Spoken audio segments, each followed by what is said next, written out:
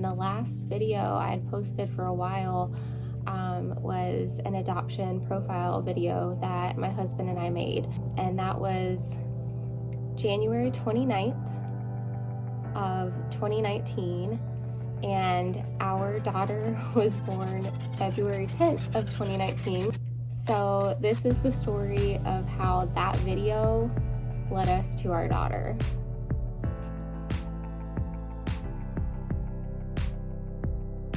Hey guys, it's Meredith. Welcome back to my channel.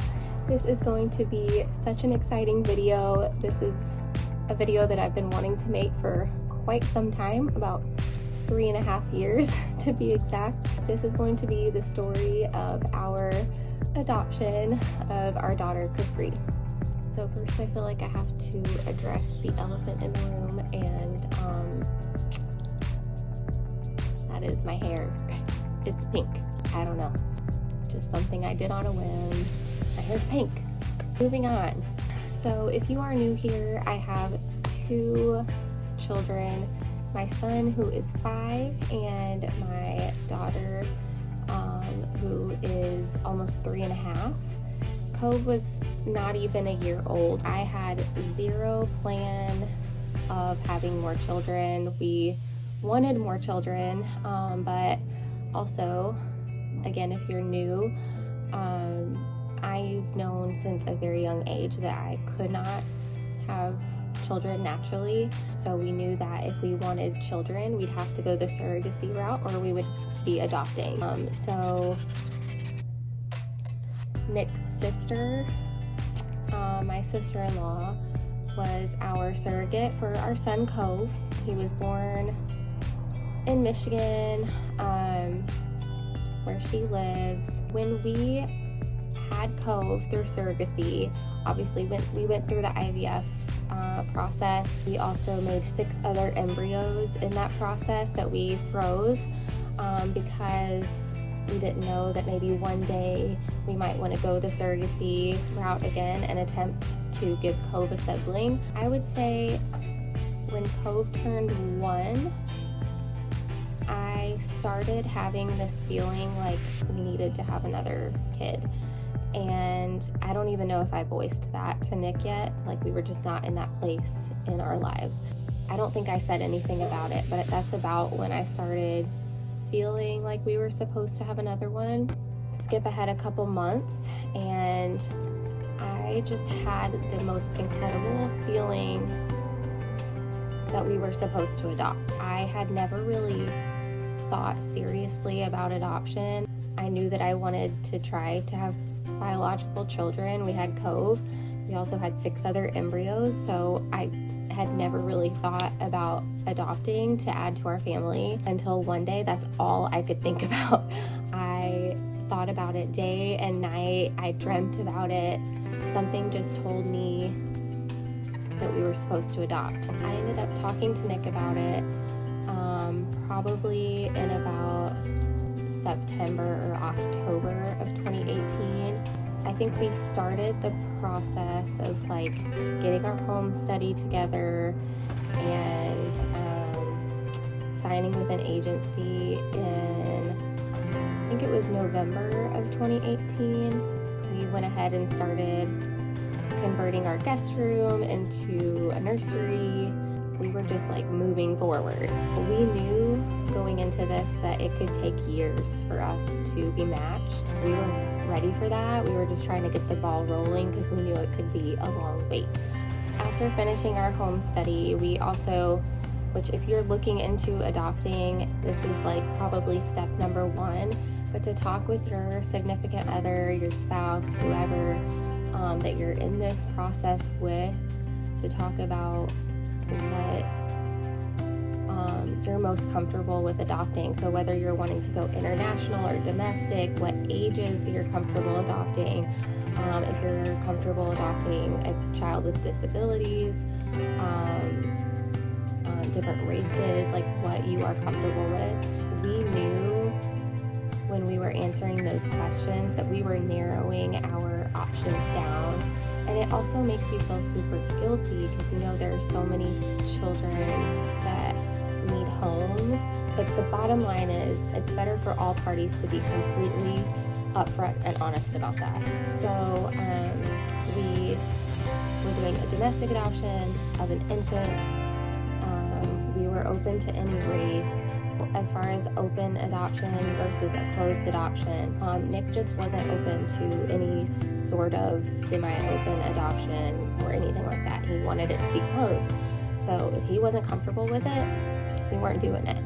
That's not the right match for you.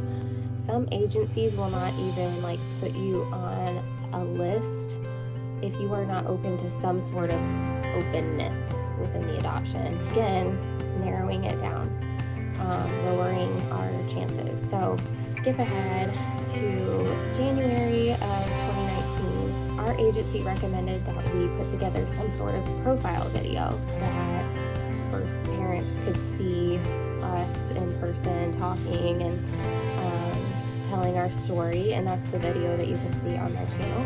And then they also talked to us about sharing this video to social media, and I was very hesitant of sharing anything on any sort of social media platforms. I thought that might make the wait more difficult. I didn't want people constantly asking, like, how's it going? Have you heard anything? Have you been matched? Have you been in contact with? I didn't know how that would be, and I was really hesitant about it. But when the agency explained, like, okay, well, that's just a way to get more exposure, and another opportunity could arise that you just don't know, happens all the time.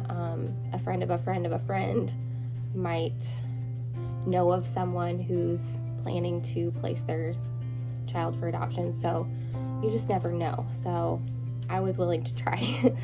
We had an adoption profile video made. We shared it to YouTube and to our Facebook page on January 29th, I believe, of 2019.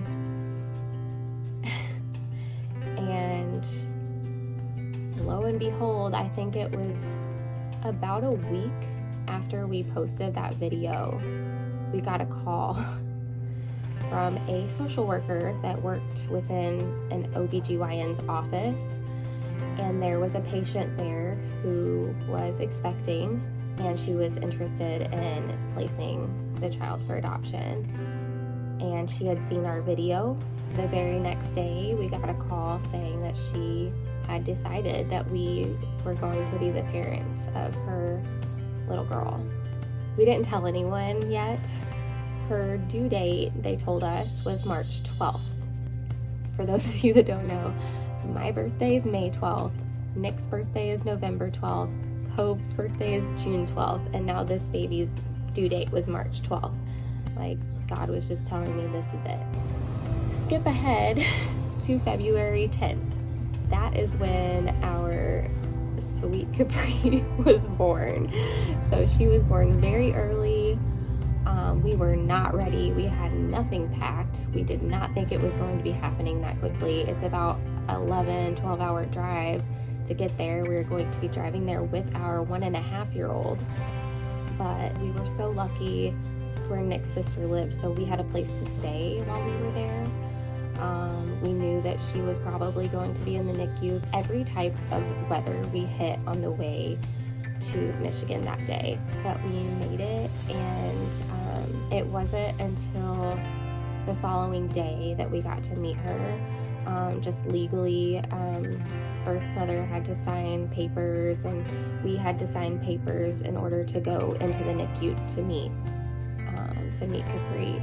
Back to the number 12. So again, I told you that March 12th due date just made me feel like this was just meant to be. But of course, then now knowing her personality, I'm like, okay, of course she's gonna do her own thing. She marches to the beat of her own drum.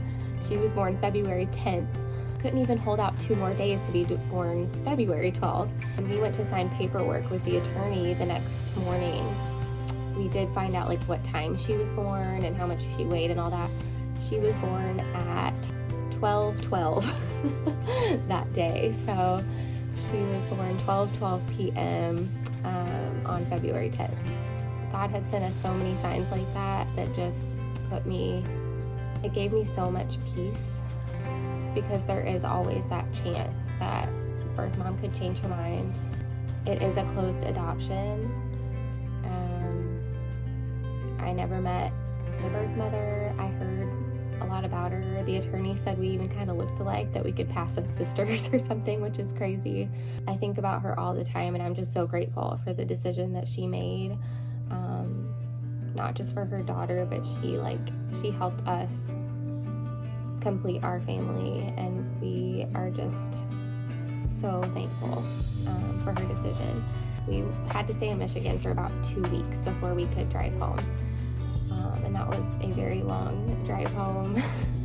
I sat in between the 2 car seats, and it was just kind of surreal. Another fun fact, not only was she born in Michigan, where my son was born, they were born at the same hospital. And not only that, but the same doctor delivered Capri that delivered my son Cove. That is just mind-blowing to me.